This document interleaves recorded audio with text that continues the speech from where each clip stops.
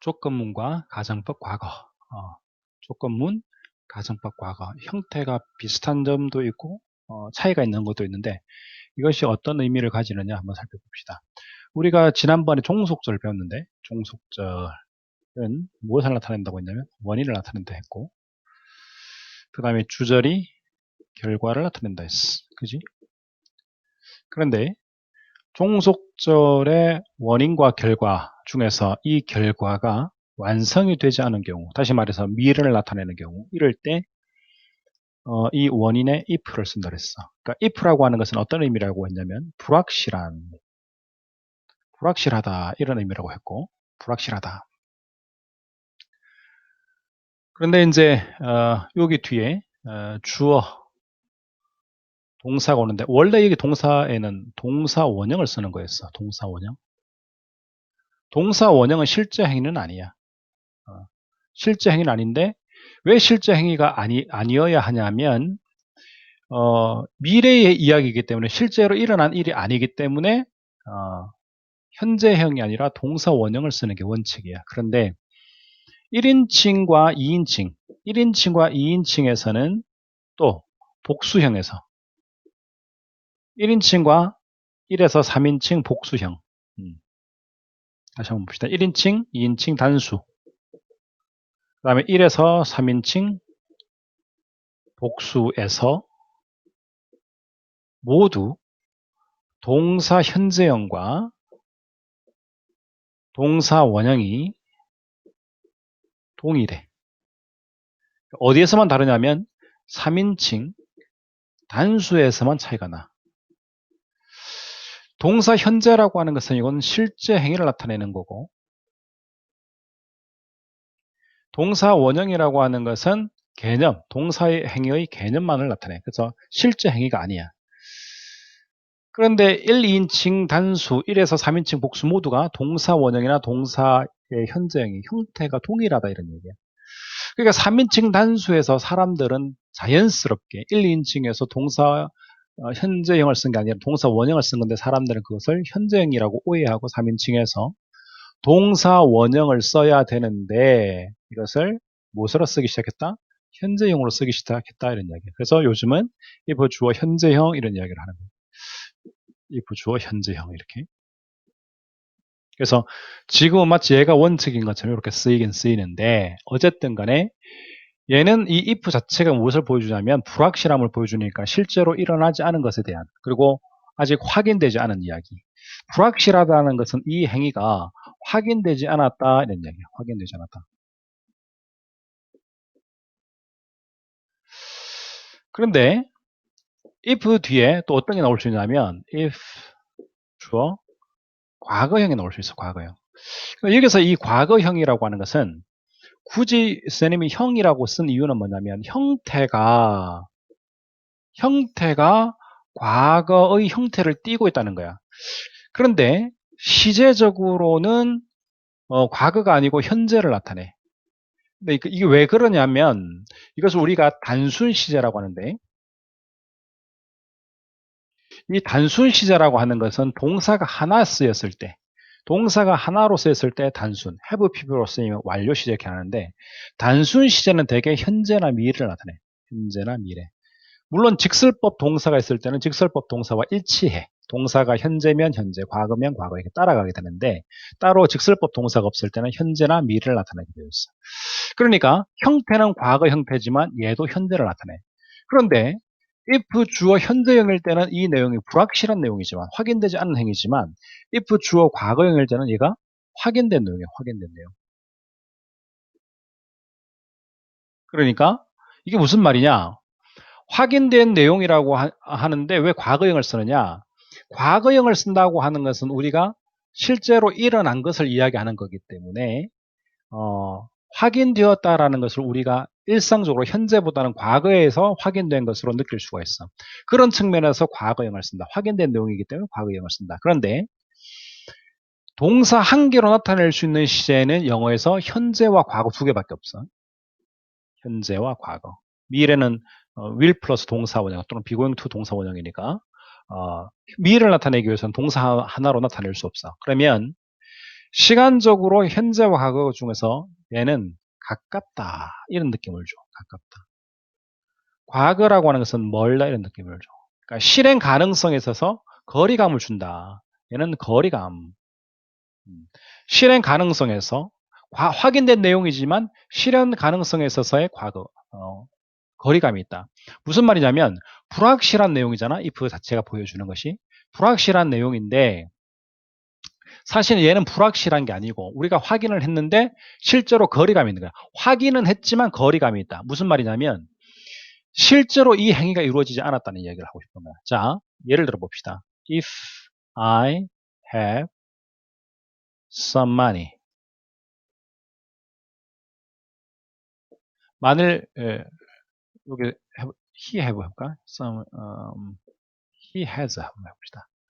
만일 그가 약간의 돈이 있다면 그러면 그가 약간의 돈을 가지고 있을 has 현재적 상황을 이야기하는데 if가 불확실하다고 했어. 그래서 그가 돈을 가지고 있는지 어떤지 불확실하다. 확인되지 않았다. 그래서 돈이 있는지 없는지 모른다. 이런 의미야. 그런데 돈이 있다면 돈이 있는지 없는지 알지는 못하지만 돈이 있다면 확인되지 않았기 때문에 있을 가능성도 있고 없을 가능성도 있고 그러니까 퍼센테이지로 따지면 50%, 50%. 그런데 이것이 if he had some money 이렇게 쓰면 과거 내용이니까 얘는 확인된 내용이고 그런데 if 뒤에 쓰였기 때문에 얘는 그럴 수 없는 다시 말해서 거리감이 있다. 이 말은 무슨 말일까? 실제로는 돈이 없다. 이런 의미야. 돈이 있을 가능성이 거리감이 있다. 있을 가능성의 거리감. 그래서 실제로는 없다 이런 뜻이야. 만일 그가 약간의 돈이 있다면 어떻게 할 건데. 그런데 실제로는 돈이 없어서 못한다는 이야기를 한다는 거지. 그런데 현재 영어 가능성이 있을 수도 있고 없을 수도 있고. 그러니까 돈이 있다면 돈이 있을 가능성 0%. 확인된 내용이겠다. 현재형은 확인되지 않은 내용이다. 과거형은 확인된 내용이다. 이게 중요한 거야. 그런데 형태는 과거형이지만 얘가 실제로 시제적으로 이야기할 때는 현재 내용이다. 그러니까 돈이 있었다면 아니라 돈이 있다면 언제 지금 돈이 있다면 어떻게 할 건데 그 말은 지금 돈이 없다 이런 이야기예요. 자, 이게 가정법의 이야기다. 현재 사실과 반대되는 내용, 가정 뭐 이런 것들이 중요한 건 아니고 요 형태는 좀 중요해요. 형태는. 그래서 if 주어 과거 동사가 아니고 과거형 동사 이렇게 합시다. 과거형 동사 주어 조동사의 과거형 플러스 동사 원형 여기 형 들어갔지? 이게 형태가 그렇다는 얘기야. If it were cold 요거는 비인칭 주어 날씨가 춥다면 근데 과거형이야. 그래서 실제로 확인이 되었고 춥지 않다는 얘기야. 날씨가 춥다면 I would not go out. 내가 나가지 않을 텐데. 추우면 내가 나가지 않을 텐데 안 추우니까 내가 나갈 수밖에 없다는 얘기. 나가고 싶다 이런 얘기. Brian would get a promotion. 브라이언이 승진을 할 텐데 만일 그가 더 열심히 일했다면. 그 말은 일을 한다면. 근데 얘는 뭐야? 열심히 일하지 않는다. 이런 얘기. 그리고 사실 약간의 꾸짖는, 약간은 욕하는 이런 느낌을 주는 거지. What would your mom say? 너희 엄마가 뭐라고 말하겠니? 만일 그녀가 were here now 지금 여기 있다면. 자, 이거는 뭐 좋은 의미가 될 수도 있고 나쁜 의미가 될 수도 있어. 행동을 잘못하고 있어. 야, 니네 엄마가 지금 네 모습 보면 너 니네 엄마가 뭐라 하겠니? 너 이렇게 하면 되겠니? 이런 의미. 그렇게 할 때 쓸 수 있는 내용이다. 이렇게 보면 되겠고. 가정법 과거의 문장 전환 이렇게 돼 있는데 이거는 이제 뭐냐면 가정법을 직설법으로 바꾸는 거야. 직설법. 그러니까 if 주어 과거형이라고 하는 것은 무엇을 말한다고 했냐면 이게 확인된 내용인데 실제로는 거리감이 있어서 그렇지 않다 이런 얘기했어. 그러니까 실제로 그렇지 않은 이야기 한 거니까 그게 가정이 되는 거고 실제 이야기를 하는 게 직설법이야. 그러니까 가정법에서 if 주어 긍정이면 직설법에서는 보통 이제 요 접속사를 as로 쓰는데 이럴 때 긍정은 부정문으로 쓰게 되어 있고 부정문은 긍정문으로 써야 돼. 요거를 잘 기억해야 된다. If he was not lazy. 자, 이거 부정문이지. 그래서 여기서는 긍정문으로 써. 그런데 if 주어 과거형은 단순 시제로서 얘가 나타내는 것은 형태는 과거형이지만 실제로 시제는 현재라 했어. 그래서 동사를 현재 시제로 바꿔야 된다는 거. 이것도 중요하고 과거형은 현재로 바꾼다. 긍정문은 부정문으로 바꾼다. 이거 잘 기억해야 돼. 무슨 말이냐면 그가 게으르지 않다면 그는 좋은 직업을 얻을 수 있었을 텐데 게을러서 좋은 직업 얻지 못했다 이 얘기하는 거야. 그래서 요거를 이유로 하고 얘를 결과로 쓸 수도 있지만 얘 그냥 he's lazy. 그래서 결과. he is lazy. So 그래서 이렇게 하면 얘가 결과가 돼버리지. 그러니까 as가 원인임을 나타낼 수도 있고 요 주절이 결과임을 나타낼 수도 있는 거예요. 그래서 요렇게 쓰건 요렇게 쓰건 둘 다 가능성을 가지겠지. 그가 게으르지 않다면 그가 좋은 직장을 구할 수 있었을 텐데 게을러서 좋은 직장을 구하지 못했다. 약간은 부정적으로 표현하는 거라고 볼 수 있겠지. 조건문이 현재. 자, 동사의 현재형 동사를 쓰느냐, 형태. 과거형 동사를 쓰느냐, 이것은 시제의 차이는 없다 그랬어. 둘 다 현재 내용이야, 현재 내용. 그런데 현재형이라고 하는 것은 if 자체가 불확실한 거기 때문에 확인되지 않은 내용이라고 했고, 그래서 가능성이 50%다. 이런 이야기했어. 과거형 동사는 실제로 과거라고 하는 것은 확인된 내용이고